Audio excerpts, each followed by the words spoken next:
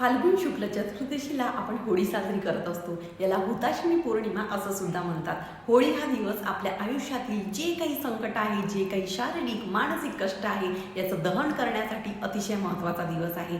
जे हे काही उपाय आहे ते तुम्ही वर्षातून एकदाच करू शकता। ते कुठले तेच आपण आजच्या व्हिडिओमध्ये बघणार आहोत। आजच्या व्हिडिओमध्ये वर्षातून एकदाच केले जाणारे अतिशय प्रभावी उपाय जे तुमच्या होळीच्या अग्नीमध्ये त्याचं तुम्हाला दहन करायचं आहे।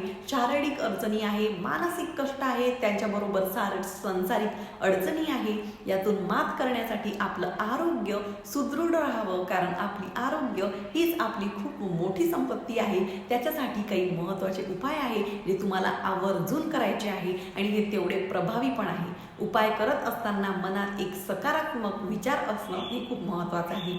जेवढा सकारात्मकतेने तुम्ही कुठलेही पण उपाय करत असता तेवढे तुम्हाला त्याचे फायदे होत असतात। सगळ्यात आधी मनासारखा जोडीदार मिळावा।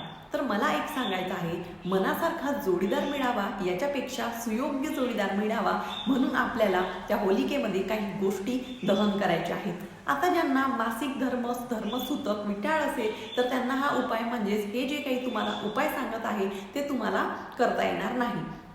मग तुम्हाला हे डायरेक्ट 2026च्या होळीला नक्कीच करता येईल।